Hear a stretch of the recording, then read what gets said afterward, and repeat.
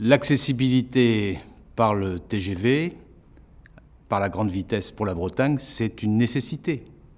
C'est vital pour notre région. Nous allons avoir plus d'offres, plus de trains pour accélérer la mobilité des Ligériens. Plus de trains, c'est près de 10% d'une offre supplémentaire. Le fait que nous soyons désormais à 1h25 de Paris va faire un effet d'accélérateur, de catalyse pour notre développement. La LGV rend un certain nombre de choses possibles, mais ce n'est pas suffisant en tant que tel si ce n'est pas accompagné d'une anticipation pour accueillir la grande vitesse, préparer les zones de développement, les organiser. Et par exemple, ce qui se fait sur le pôle d'échange multimodal fait partie de ce travail sur les mobilités. C'est toujours la question d'améliorer la relation avec Paris qui est pour nous si stratégique et si vitale. Et les 6 minutes gagnées par rapport à la capitale, elles sont extrêmement importantes quand on voit le nombre d'Angevins qui prennent le train ou pour venir travailler toute la semaine à Paris, ou même ceux qui le prennent le matin pour rentrer le soir. Et puis pour les habitants, c'est la possibilité d'être connectés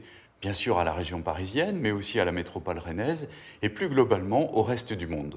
Il y aura 46 trains par jour aller-retour avec Rennes. Bien évidemment, c'est presque autant que des lignes urbaines de transport en commun. Cela veut dire par exemple qu'il y aura beaucoup d'échanges entre Rennes et Laval. L'accessibilité du Finistère était très importante pour pouvoir faire vivre ce territoire au mieux selon ses aspirations. La ligne Bretagne-Pays de Loire a été financée selon le mode de contrat de partenariat ou, comme on dit aussi, PPP, partenariat public-privé.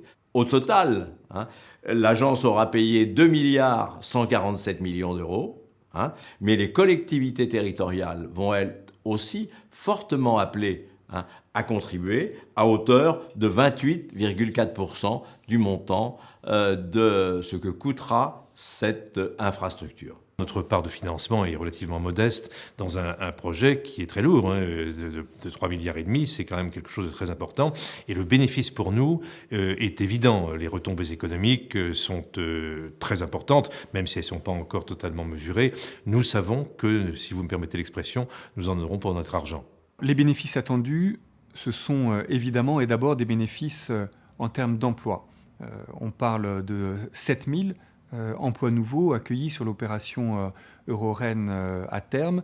Et puis c'est aussi une irrigation du territoire breton lui-même par le biais des TER pour que le TGV ne soit pas uniquement concentré sur les grandes villes. Ce nouveau TGV Bretagne qui permet de relier Paris, mais pas seulement Paris, à Brest ou Quimper avec un temps diminué de 50 minutes, permet aussi par les cadencements et par l'organisation, par le Conseil régional notamment, des intermodalités, de donner une souplesse de déplacement. On va en même temps avoir une amélioration entre les villes de notre région et en même temps la capitale de la Bretagne, Rennes, avec nos propres villes ligériennes. On se rapproche de la capitale, on se rapproche des centres de décision, et donc en matière économique, mais aussi en matière touristique, on attend des retombées immédiates. Le pays de Saint-Malo et le pays de Dinan réunis, c'est la destination touristique la plus fréquentée de Bretagne. Elle porte le nom d'ailleurs de Saint-Malo,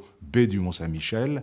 Et évidemment, les 2h17, c'est un énorme atout. Ça permettra à chacun d'entre nous de voyager plus, de voyager, j'espère, mieux, même si on voyage déjà très bien. Et vite, parce que par définition, un TGV, c'est un train à grande vitesse. Donc la grande vitesse, ce sera jusqu'à Rennes, et ça nous permettra d'arriver à Saint-Brieuc en 2h15. Et encore une fois, c'est un atout considérable.